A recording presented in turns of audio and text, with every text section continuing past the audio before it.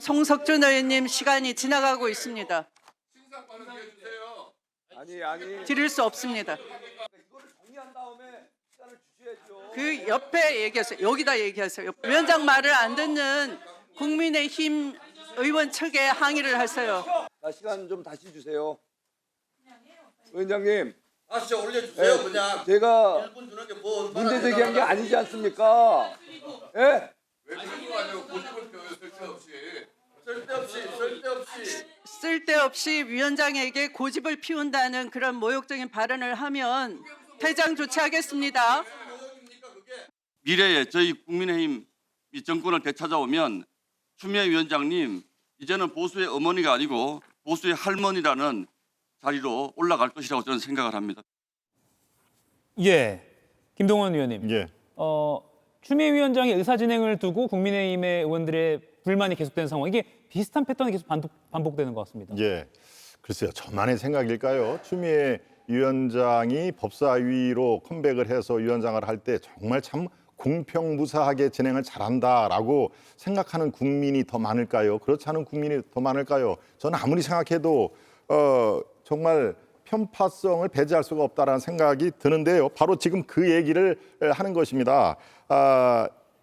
어머니, 할머니 뭐 얘기가 나왔죠. 보수의 어머니라는 얘기는 아마 윤석열 대통령을 탄생시킨 보이지 않는 그 후견인의 역할을 한 것을 아마 상기를 시켰을 것입니다. 그런데 국민의힘이 정권을 다시 찾아오면은 이제 할머니의 자리로 돌아갈 것이다. 어머니와 할머니는 그 역할과 비중의 차이가 엄청나죠. 그러니까 다시 정권이 교체가 되면 아마 추미애 법사위원장은 이 역할이 미미하거나 아마 무대에서 퇴장을 하게 될 것입니다. 라는 얘기, 설 자리가 없을 것이다. 라는 얘기를 우회적으로 한 걸로 비치는데요. 바로 지금 추미애 위원장이 법사위를 맡고 나서 정말 온통 국회 생각하면은 법사위가 떠오르고 국감에 지금 생각나는 장면을 생각해 보십시오. 아마 두세 개의 인상적인 장면, 도요토미 히세요시 다 법사위에서 일어나는 것입니다. 바로 추미애 위원장의 어떤 과오, 이게 없다 할 수가 아마 없을 것입니다. 그런 의미에서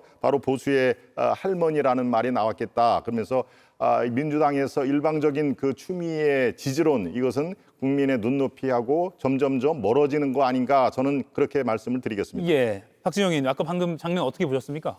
네, 추미애 위원장이 보수의 어머니고 할머니면은 고맙게 생각하고 잘 모셔야죠. 왜 따지고 드십니까? 저는 뭐 이게 법사위 문제가 추미애 위원장의 컴백 탓인지 나경원 의원의 간사 선임 탓인지 닭이 먼저인지 계란이 먼저인지 따지지 않겠습니다. 다만 이 법사위가 주목받고 난동이 일어나는 비정상적 상황이 언제부터 시작됐느냐. 윤석열 검찰총장부터 시작됐다라는 말씀을 드리고 싶습니다. 국회에서 법사위가 이렇게 관심받는 상임이었던 적이 없습니다. 그럼 저는 왜 이렇게 됐느냐는 것은 검찰 독재 시작으로부터 법적으로 따져야 될 사안들이 정치를 뒤집어 버린 거예요. 그래서 저는 이런 일이 생겼다는 생각이 들고요. 또 한편으로는 이렇게 싸울 거면은 과거에 이야기했던 법사위 개혁안 왜 안 합니까? 법제위와 사법위로 나눠야 되는 것이고요. 같은 의원들끼리인데 왜 법사위는 감히 상원의 역할을 합니까? 이런 부분들도 해소해야 되고요. 저는 여야가 싸울 뿐만이 아니라 제도적인 개선까지도 이야기를 해야 된다고 봅니다. 예. 여당이 됐다, 다수당이 됐다고 해서 서로 싸울 것이 아니라 혁신하는 방법을 찾지 못하면요. 법사위는 모든 사람들로부터 외면받을 거라고 봅니다. 예, 제도적 개선을 언급하셨습니다. 김기영 의원님, 국민의힘 법사위원들이 추미애 위원장이 271번 발언권을 제안했다. 국민의힘 위원들에게만요. 그래서 추미애 방지법 발의를 예고했습니다. 사실 이제 뭐 통과될 가능성은 없는데 이거 그러면 선언적인 의미라고 봐야 될까요? 사실 저희가 의석수가 적기 때문에 예. 굉장히 어려운 면이 있습니다. 그렇다면 권한이 많은 쪽에서 좀 배려를 해주시고 양보를 해주셔도 의석수도 많고 행정 권력도 가졌기 때문에 국민들이 그거 가지고 뭐라고 할 것 같지는 않은데요. 추미애 법사위원장이 어떻게 본다면 본인이 법사위의 장으로서 내년에 이른바 마음이 콩밭에 있다고 할까요? 지방선거를 앞두고 강성 지지자들, 개딸들에게 굉장히 강력한 어떤 지지를 호소하는 것 같다는 생각이 듭니다. 원래 법사위는 야당 쪽의 몫이었습니다. 근데 지금의 민주당이 국회의장도 가져가시고 법사위 상임위원장도 가져가지 않았습니까? 참 안타까운 게 지금 토론을 하면서 우리 앵커께서 양쪽의 권한, 그러니까 이쪽에 2번 하면 저기 2번 누고 이게 어떻게 보면 기계적인 것 같지만 그게 가장 기본입니다. 그런데 추미애 법사위원장은 그게 아니거든요. 심지어 어떤 말을 하냐면 아까 녹취 중에 그런 워딩이 있습니다. 말을 안 듣는다. 국회의원이 법사위원장의 말을 듣는 건 아니지 않습니까? 다 국민들의 어떤 위임을 받아서 그 자리에 있는 각각의 헌법 기관입니다. 그런데 또 어떤 얘기를 내느냐? 태도를 보며 발언 기회를 주겠다고 얘기했습니다.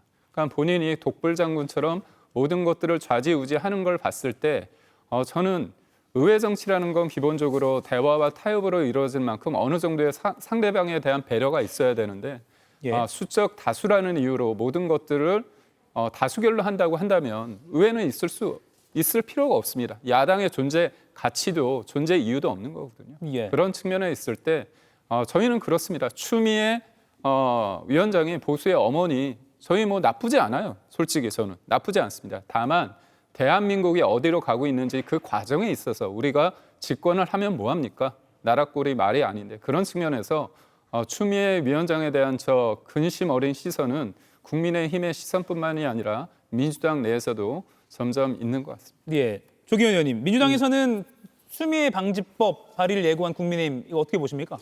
그러니까 추미애 방지법이 뭡니까? 이거 지금 입법부의 어떤 권위를 스스로 희화화하는 겁니다. 그러면 누구 뭐 말 나오면 뭐 곽규택 방지법, 나경원 방지법 다 똑같이 나오고 있지 않습니까? 이걸 개별 어떤 사안을 법으로 만든다는 것 자체가 넌센스죠. 이게 입법화될 가능성이 없다는 걸 알면서도 추미애 위원장을 비난하기 위해서 입법권을 저렇게 남용하는 방식으로 정치 비판을 하는 것입니다. 부적절하고요. 이 상황이 왜 초래되고 있냐. 저는 추미애 위원장의 강경한 의사 진행이 원인이라고 보지 않습니다. 최초부터 국민의힘은 법사위 파행 자체가 목적이었습니다. 추미애 위원장 체제가 들어선 이후에 법사위 첫 회의 장면을 보십시오. 질서 있게 가려고 하는데 의사진행 발언 먼저 요구하고 그때부터 첫 회의부터 큰 소리가 나기 시작했습니다. 그리고 계속 안 들어준다고 떼를 쓰고 위원장실로 달려나가고 이 상황을 계속 반복하고 있는 겁니다. 무슨 특별한 상황이 있어서 추미애 위원장이 계속 제압하고 발언권을 제한하고 이런 게 아니라 그 상황이 계속 초래되고 있었기 때문에 결과적으로 지금까지 온 겁니다. 국민의힘은 당초부터 법사위원장직을 내놓으라고 하지 않았습니까? 그게 민주당 정권이 들어서고 절대적 다수 민주당 중심의 국회가 되다 보니까 법사위를 게이트키퍼, 그러니까 법안 처리를 저지하는 수단으로 쓰려다가 실패한 겁니다. 그러니까 결국에 법사위를 이런 식으로 무리한 이 의사진행을 추미애 위원장을 비판함으로써 법사위의 권위를 훼손하고 그래서 이 정부와 민주당을 비판하는 논리를 법사위를 통해서 만들겠다는 목적 그 자체만 있을 뿐입니다. 추미애 위원장도 최근에 보면요. 안정적으로 질서 있게 발언권을 요구하고 그러면 여야 동등하게 기회를 주면서 그렇게 끌어가려고 하고 있습니다. 예. 그런데 특정 사안만 발생하면 마구 위원장석으로 달려나가고 계속적인 발언 요구를 하고 이 상황을 누가 만들고 있습니까? 그러니까 추미애 위원장 탓할 게 아니고 추미애 위원장이 본인 선거 때문에 이런다고 탓할 게 아니라 본인들이 차분하게 자리에 앉아서 질의권 요구해 보십시오. 줄 겁니다. 그걸 원하지 않기 때문에 이 상황을 만들고 있다고 봅니다. 예. 이가혁 라이브를 시청해 주셔서 고맙습니다. 이가혁 라이브는 평일 오후 5시 TV와 유튜브로 실시간으로도 함께 하실 수 있습니다.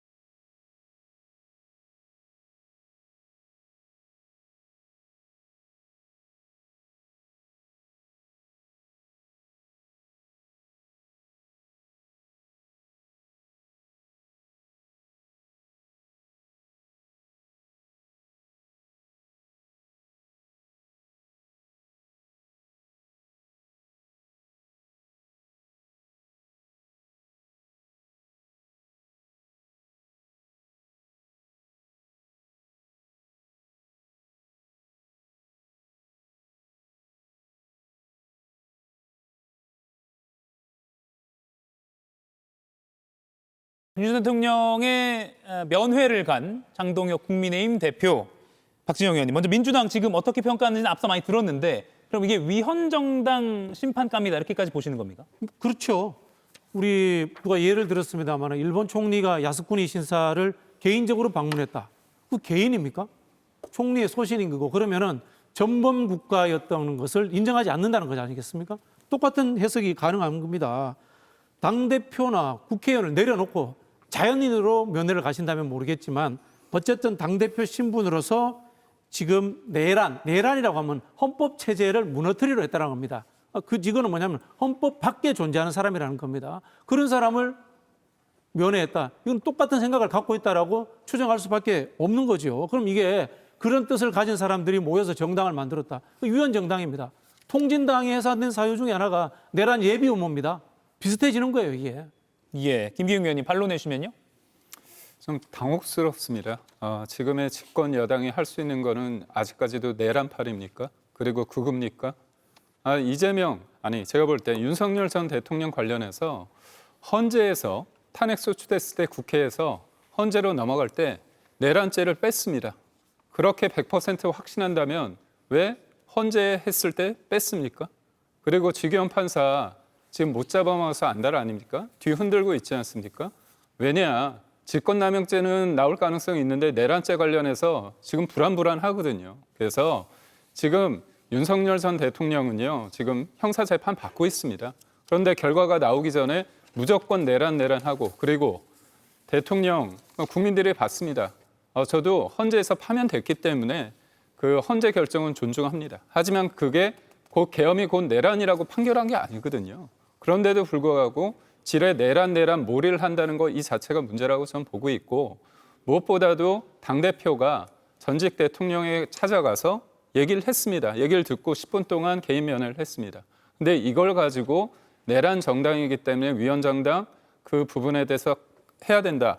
이게 어떻게 논리적으로 맞습니까? 그래서 저는 하나 말씀드린 게 이렇게 언론에서 장동혁 대표가 왜 국민의힘의 대표가 됐는지 그러면 국민의힘 당원들과 그리고 그 당시에 장동혁 후보를 지지했던 사람들은 다 내란 세력이고 극우 세력입니까? 그리고 김문수 후보자를 지지했던 40% 이 사람들 내란이고 극우 세력입니까? 제가 볼 때 적당히 하셔야 됩니다. 저 이걸 꼭 이야기를 해야 되겠어요. 헌재에서 윤석열을 탄핵한 것은 불법 계엄이기 때문입니다. 계엄이 뭡니까? 대통령이 법률적 행위를 통해 가지고 군대를 동원하는 겁니다. 불법으로 군대를 동원한 겁니다. 불법 계엄. 이것에 헌재가 직접 이야기하지 않았을 뿐이지 누가 봐도 불법적으로 군대를 동원했기 때문에 내란이라고 언론이라든가 모두가 컨센서스가 되어서 쓰고 있는 겁니다.